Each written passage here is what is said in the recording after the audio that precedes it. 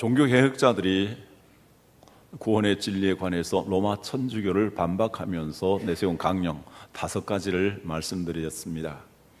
지금까지 4가지 말씀드렸는데요. 맨 처음 오직 은혜, 솔라 그라티아. 두 번째 오직 믿음, 솔라 피데. 세 번째 오직 성경, 솔라 스크립투라. 그리고 지난주에 말씀드렸던 오직 그리스도, 솔로 그리스도. 그리고 오늘 말씀 생각해보자는 것은 오직 하나님의 영광입니다. 솔리데오 글로리아라고 말하죠. 오직 하나님께 영광 돌리는 것은 우리의 신앙생활의 목표를 가리킵니다. 우리 그리스도인들의 신앙생활의 최고의 가치와 최고의 목표는 하나님께 영광을 돌리는 것입니다. 그래서 오늘 유명한 고린도서 10장 31절에서 그런즉 너희가 먹든지 마시든지 무엇을 하든지 다 하나님의 영광을 위하여 하라고 말씀합니다. 기독교의 교리를 요약한 문답이 있는데 요리문답이라고 합니다. 대요리문답과 소요리문답이 있는데 대요리문답과 소요리문답의 제1문을 이렇게 말합니다. 사람의 제일 되는 목적이 무엇입니까? 사람의 제일 되는 목적은 하나님을 영화롭게 하며 영원토록 그를 즐거워하는 것이다 라고 말합니다. 하나님을 영화롭게 하는 것이, 그리고 그 안에서 정말 즐거워하는 것이 우리 인간의 최고의 가치와 최고의 목표라고 말씀하고 있습니다. 3가지로 생각해 봅니다. 하나님의 영광이란 무엇일까? 우리가 보통 영광이라는 낱말을 쓸 때 빛광자가 들어가게 되는데 빛을 통해서 하나님의 영광을 비유적으로 설명합니다. 하나님이 창조하신 만유 가운데에서 오직 하나님 자신을 비유하는 피조물로서 빛을 말합니다. 하나님은 빛이시라. 그에게는 어둠이 조금도 없으시다 라고 성경은 말씀합니다. 하나님은 빛과 같으신 분입니다. 그리고 이 빛은 과학자들이 말하는 물리학적인 그런 빛이 아니라 우리가 쉽게 느끼는 태양으로부터 또는 달이나 별들로부터 비춰오는 그러한 빛을 가리킵니다. 물론 불빛도 되겠죠. 한번 태양을 생각해 보십시다. 태양은 그 존재가 매우 장엄합니다. 위험이 있습니다. 뜨거운 에너지를 가지고 있습니다. 그리고 태양빛은 어두움을 밝혀주고 따뜻하게 하며 모든 생물에게 건강과 생명을 공급합니다. 시편 19편 1절 이하에서 하나님이 창조하신 세계에 대해서 말씀합니다. 하늘이 하나님의 영광을 선포하고 궁창이 그의 손으로 하신 일을 나타내는도다. 날은 날에게 말하고 밤은 밤에게 지식을 전하니 언어도 없고 말씀도 없으며 들리는 소리도 없으나 그의 소리가 온 땅에 통하고 그의 말씀이 세상 끝까지 이르도다. 그 다음부터 같이 읽겠습니다. 하나님이 해를 위하여 하늘에 장막을 베푸셨도다. 해는 그의 신방에서 나오는 신랑과 같고 그의 길을 달리기 기뻐하는 장사 같아서 하늘 이 끝에서 나와서 하늘 저 끝까지 운행하며 그의 열기에서 피할 자가 없도다. 태양은 아주 장엄합니다. 그리고 아름답습니다. 힘이 있습니다. 그리고 그 태양은 많은 사람들에게 이 따뜻한 에너지를 부여합니다. 이처럼 태양은 그 존재와 능력과 역할에 있어서 절대적입니다. 여러분, 태양이 없는 세상을 생각할 수 있겠습니까? 상상조차 할 수 없습니다. 이와 같이 하나님의 영광이라 절대적 하나님의 존재와 능력과 그 하시는 일을 통틀어서 말합니다. 하나님은 그 존재에 있어서 스스로 계십니다. 거룩하십니다. 진실하십니다. 그리고 의로우시고 자비로우십니다. 영원하십니다. 하나님 그 능력에 있어서 전지하십니다. 전능하십니다. 어디든지 계십니다. 무한하십니다. 하나님 그 하시는 일에 있어서 우주와 만물을 창조하셨습니다. 이 모든 것을 섭리하시고 주관하십니다. 인류의 역사를 다스리시고 섭리하시고 정의로 심판하십니다. 인간의 생명과 호흡을 친히 주관하시는 분이십니다. 또한 하나님은 예수 그리스도를 보내셔서 우리 인간의 죄를 사하여 주시고 보혜사 성령님을 통해서 우리의 구원을 완성해 가십니다. 이 모든 것들을 통합해서 통틀어서 하나님의 영광이라고 하겠습니다. 그런데 놀라운 것은 이 영광의 하나님께서, 그 영광의 빛이신 하나님께서 우리 그리스도인들을 가리켜서 빛이라고 말씀합니다. 마태복음 5장 14절 이하를 같이 읽습니다. 너희는 세상의 빛이라 산회에 있는 동네가 숨겨지지 못할 것이요 사람이 등불을 켜서 말 아래 두지 아니하고 등경 위에 두나니 이러므로 집안 모든 사람에게 비치느니라. 이같이 너희 빛이 사람 앞에 비치게 하여 그들로 너희 착한 행실을 보고 하늘에 계신 너희 아버지께 영광을 돌리게 하라. 그 영광에 비치신 하나님께서 우리 그리스도인들을 가르쳐 빛이라고 말씀합니다.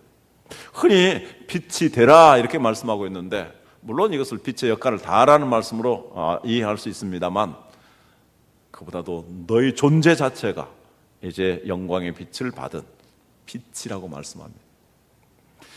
그러므로 우리가 하나님께 영광을 돌린다는 것은 그 하나님의 빛을 받아서 하나님의 자녀답게 착한 행실함으로써 하나님께 영광 돌리도록 하는 것이 바로 하나님께 영광을 돌리는 것입니다. 그래서 우리는 이제 빛의 자녀가 되었습니다. 그래서 빛의 자녀로서 하나님의 성품과 능력을 힘입어서 하나님을 기쁘시게 하는 삶을 살아갈 때에 비로소 우리는 하나님께 영광 돌리는 삶을 살아갑니다. 옛날에 효경이라는 고전이 있습니다. 거기에 부모에 대한 효를 장려한 글들이 있습니다. 효란 무엇일까? 거기에 대해서 이렇게 대답하고 있습니다. 우리는 부모로부터 신체를 받았기 때문에 이 신체를 상하지 않게 잘 보존하고, 그리고 마지막으로 이 세상에서 부모의 이름을 명예롭게 하는 것이 진정한 효이다. 그래서 사람들로 말미암아 너는 누구의 자식이다, 너의 아버지는 누구이다, 그 착한 행실, 훌륭한 삶을 보고 아버지의 이름을 높여드리며 명예롭게 하는 것이 이렇게 진정한 효라고 설명하고 있습니다. 성경은 하나님 우리의 아버지라고 말씀합니다. 우리는 하나님의 자녀라고 말씀합니다. 하나님을 빛의 아버지라고 말씀합니다. 우리는 빛의 아들들이라고 말씀합니다.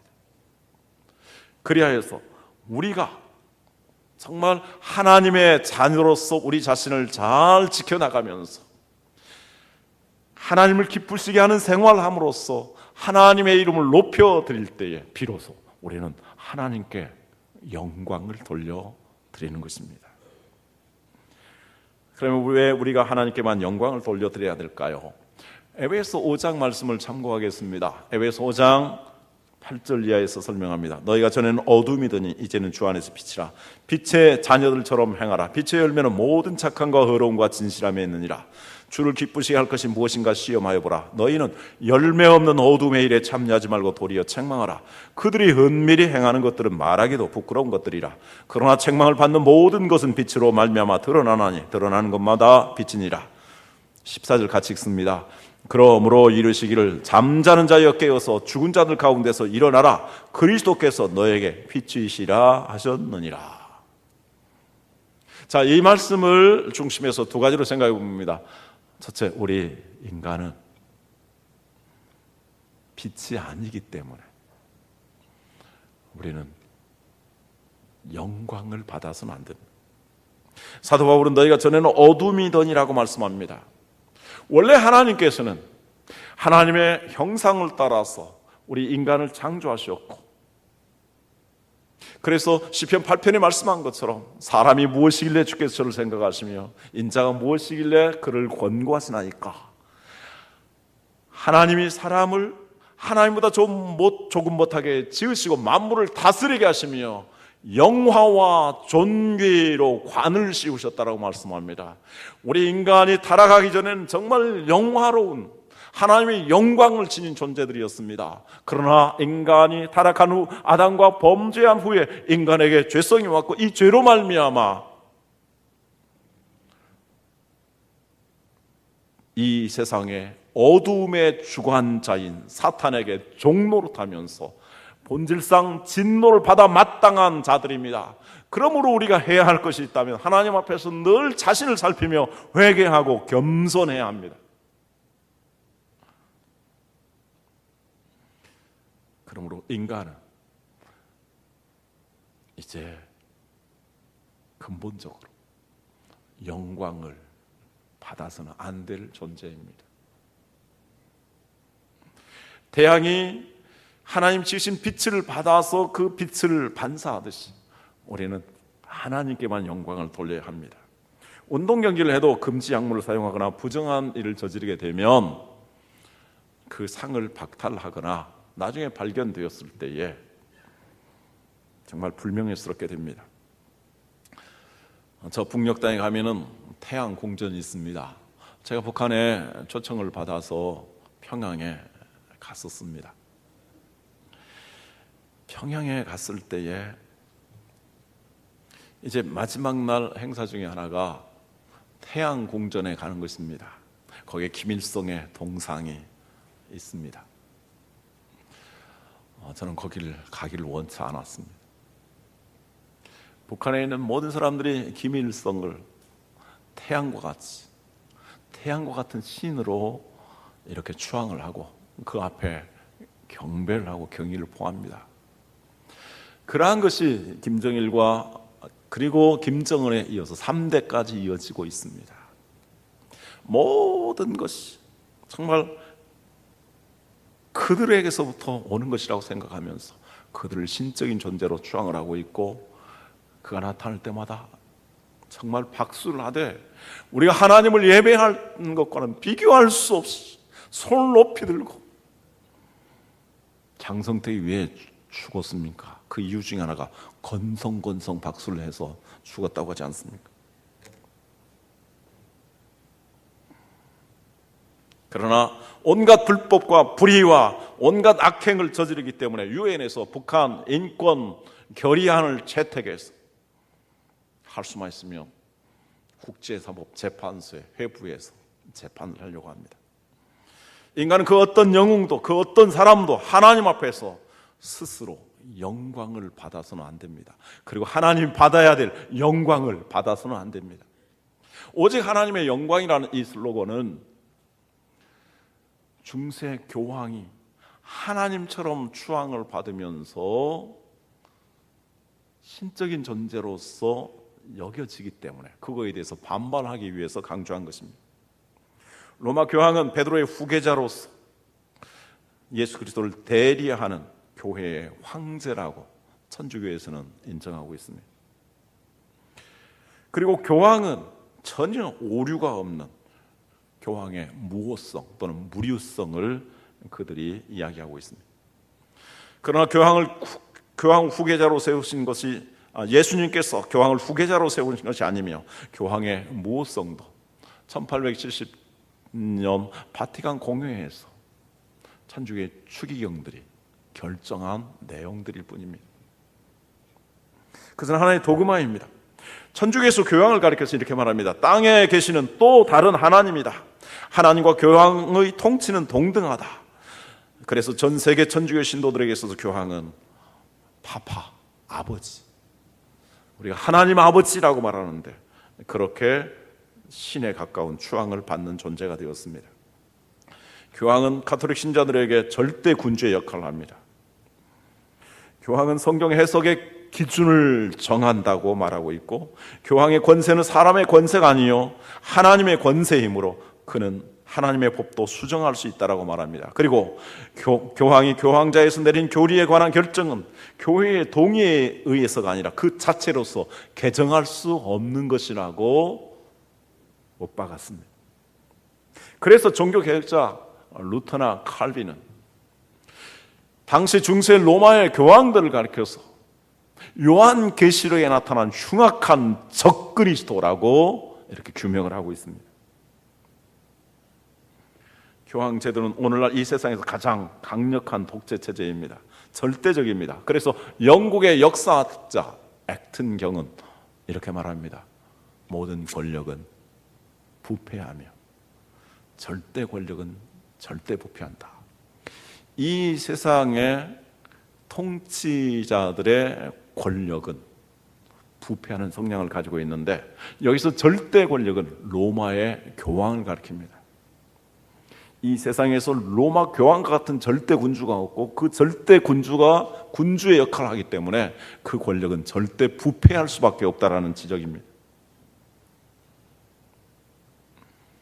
사실 역대 교황들이 저지른 비리와 불의와 탈법들, 폭력과 전쟁들, 특별히 개신교도들에 대하여서 고문하고 학살하고 재산을 탈취한 사건들이 얼마나 많은지 모릅니다. 제가 인터넷으로 조사를 했는데도 아주 몇 페이지가 될 정도입니다. 생각해 보십시다. 예수님이 제자였던 베드로도 얼마나 큰 과오를 저질렀습니까? 예수님께서 이제 한 산에 올라가셔서 호련히 변화하셨을 때에 베드로는 주님 이곳에 초막셋을 지어서 주님과 함께 영원히 살았으면 좋겠습니다 하면서 예수님이 십자가를 지시는 것을 만류했습니다. 주님께서는 베드로에게 뭐라고 말씀하셨습니까? 사탄아 물러가라, 너는 나를 넘어지게 하는 자로다 하면서 질책하셨습니다. 예수님께서 십자가를 지실 때 베드로는 어떠한 행태를 보였습니까? 주님을 부인하며 저주하기까지 했습니다. 그래서 새벽에 닭이 우는 소리를 듣고 그는 얼마나 울면서 회개하였는지 모릅니다. 그런데 이 베드로가 성령의 충만을 받고 새로운 사람이 되었습니다. 그는 초대 교황과 같이 그리스도를 대신하여서 영광을 받는 자가 아니라 그는 자기의 모든 생명을 다 바쳐서 고난을 당하고 고문을 겪으면서 감옥에 갇히고 그리고 장렬한 순교의 죽음을 죽었습니다. 저는 시편 115편의 고백을 참 좋아합니다. 오늘 예배 중에 성시 읽을 때 같이 읽은 말씀이죠. 115편 1절 다 같이 읽겠습니다. 여호와여 영광을 우리에게 돌리지 마소서. 우리에게 돌리지 마옵소서. 오직 주는 인자하시고 진실하심으로 주의 이름에만 영광을 돌리소서. 영광을 받으실 분은 오직 하나님 한 분이십니다. 그래서 우리에게 영광을 돌리지 마옵소서. 그 다음에 무슨 말씀을 합니까? 인간들은 헛된 것들을 의지하면서 숭배하고 그에게 영광을 돌린다라고 말합니다. 귀인들을 의지하지 말며 인생들도 의지하지 말라.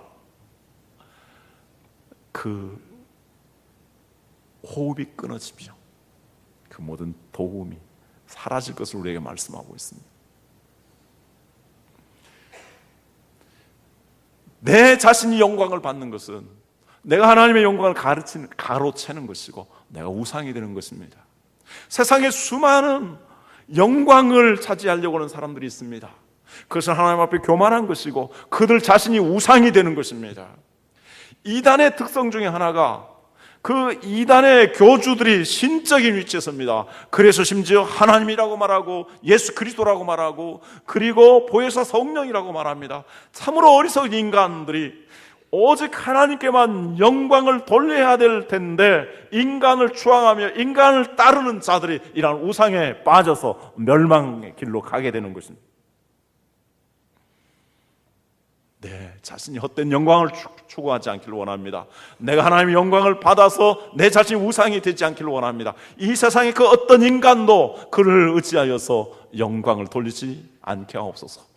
여호와는 너희의 도움이시요 방패시라고 말씀합니다. 이스라엘이요 아론의 자손이요 하나님을 경외하는 자들이요 하나님을 도우심을 받고 하나님을 의지하게 되었을 때 하나님께서 복을 주실지어다, 복을 주실지어다, 복을 주실지어다 라고 말씀합니다.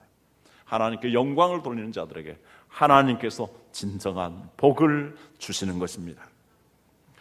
둘째로 우리는 빛의 자녀가 되었기 때문입니다.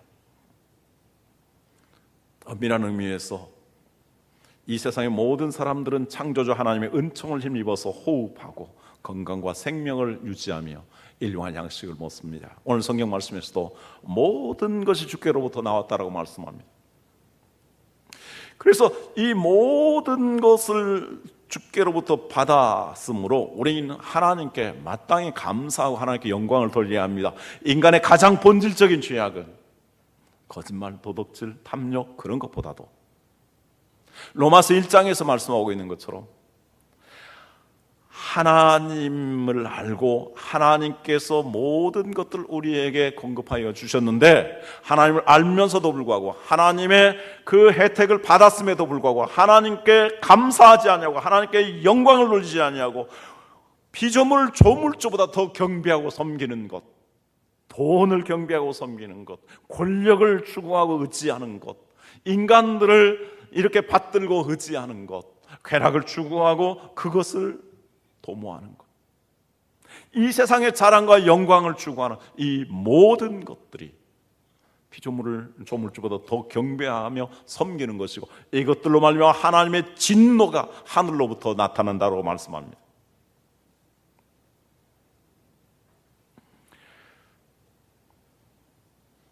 그래서 하나님의 은총을 받은 사람들은 하나님께 감사하고 마땅히 하나님께 영광을 돌려야 합니다. 특별히 우리 그리스도인들은 이제 예수 그리스도를 믿음으로 말미암아 이제 하나님의 자녀가 되었습니다. 말씀드린 것처럼 하나님이 빛이시기 때문에, 빛의 아버지이시기 때문에 우리는 빛의 아들이 되었습니다. 그러므로 우리는 빛의 아들로서 빛의 자녀답게 살아야 됩니다. 그래서 빛의 열매를 맺어야 되는데 빛의 열매는 모든 착함과 의로움과 진실함에 있다라고 말씀합니다. 만약 우리가 빛의 자녀답게 살지 아니하면 사도 바울은 지적합니다.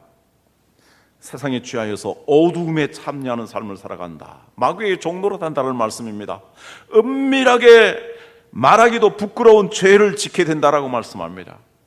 이렇게 우리가 빛의 자녀로서 빛의 자녀답지 아니하게 죄를 짓는 삶을 살아가게 된다면 그것은 하나님을 욕되게 하는 것입니다.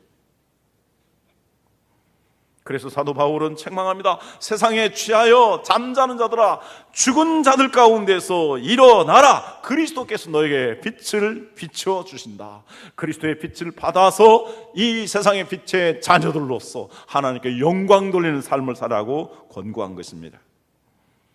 이 말씀은 오늘 본문의 말씀은 고린도 교회에게 주신 말씀입니다.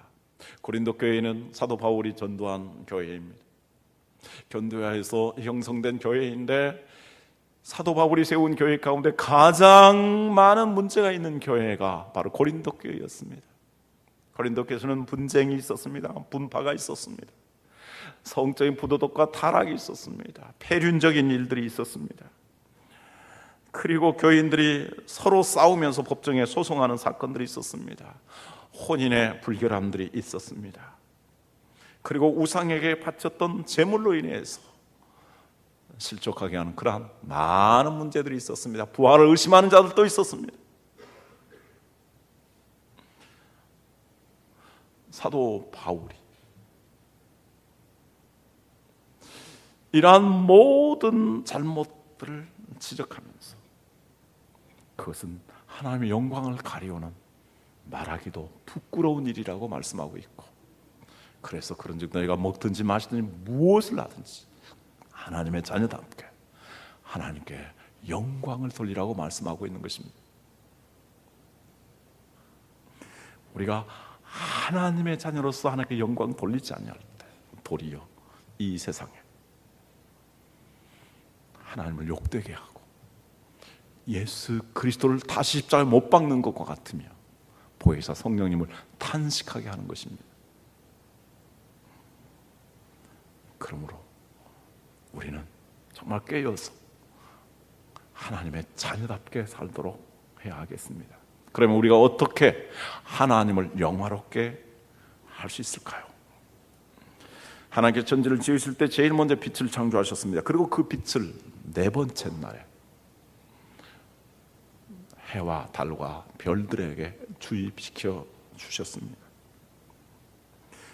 원래 태양빛이란 색깔이었습니다. 그런데 물보라가 젖으며 아주 아름다운 무지개가 나타납니다. 프리즘을 통과하게 되면 정말 환상적인 무지개가 나타납니다. 우리가 빛이신 하나님의 은총을 힘입었을 때 우리의 삶에 무지개와 같은 아름다운 모습을 통해서 하나님의 영광을 나타나게 되는 것입니다. 우리가 하나님께 영광을 돌리는 삶이 어떠한 것인가? 여러 가지가 있지만 몇 가지만 살펴봅니다. 첫째는 하나님의 선한 성품을 본받는 것입니다. 빛의 열매는 모든 착함과 의로움과 진실함에 있다고 말씀합니다. 우리가 정말 이러한 빛의 열매를 많이 맺기 위해서는 오직 하나님의 말씀 붙잡고 늘 기도하는 삶을 살아가는 것입니다. 그래야 해서 성령 충만함의 일을 성령 충만을 받을 때 내 안에서 하나님의 아름다운 형상이 형성됩니다. 그것을 하나님의 성품 또는 성령의 열매라고 말씀합니다. 우리가 이러한 성령의 열매를 맺게 되었을 때에 그것이 이 세상에 그리스도를 아는 냄새가 되고 그리스도의 향기가 되어서 하나님께 영광을 돌리는 것입니다. 그리고 무엇보다도 먼저 우리가 주님을 닮아가도록 주님의 마음을 갖도록 이 성령의 열매를 맺도록 말씀 붙잡고 늘 기도하는 삶을 살아야 합니다. 하나님을 기쁘시게 하는 생활을 해야 되는데 그 첫째 하나님을 찬양하는 삶입니다. 시편 147편 1절 같이 읽겠습니다. 할렐루야, 우리 하나님을 찬양하는 이 선함이요 찬송하는 이 아름답고 마땅하도다. 하나님을 찬양하는 것, 즉 하나님을 예배하는 삶은 선, 미, 진이라고 말씀합니다. 두 번째, 감사하는 생활을 하는 것입니다. 시편 50편 23절 다 같이 읽겠습니다. 감사로 제사를 드리는 자가 나를 영화롭게 하나니 그의 행위를 옳게 하는 자에게 내가 하나님의 구원을 보이리라. 우리가 하나님의 이 은총을 받았기 때문에 오늘 성경 말씀을 보면 감사함으로 받아야 되고 감사해야 된다라고 말씀합니다.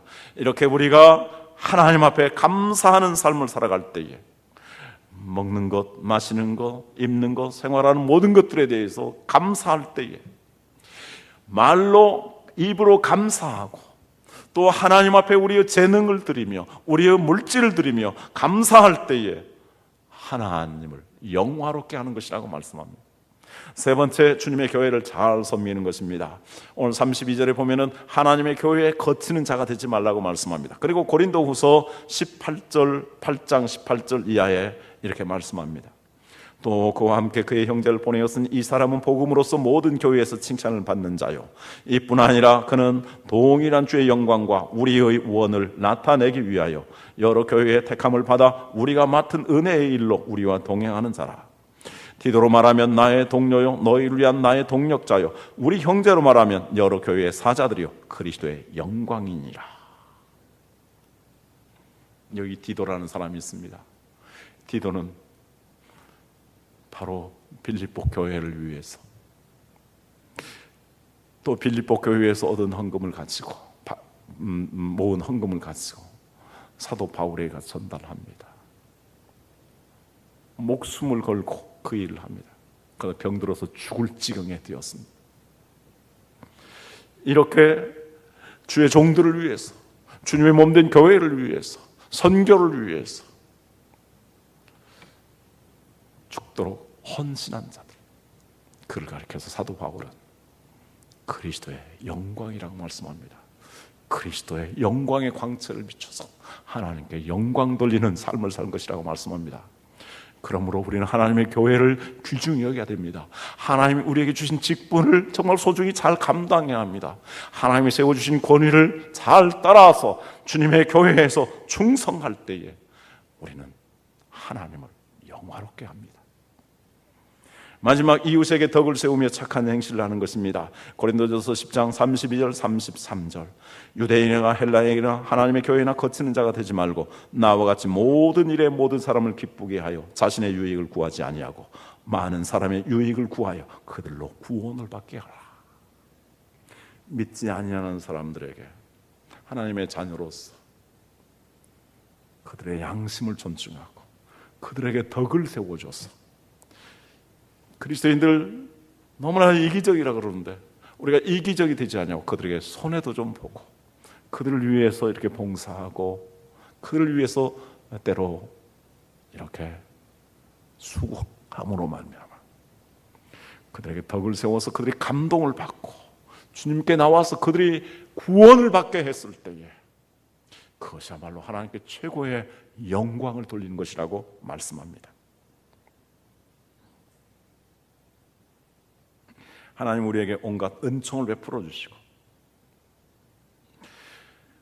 우리 인간들에게는 그 은혜에 대한 영광을 돌리기를 원하십니다.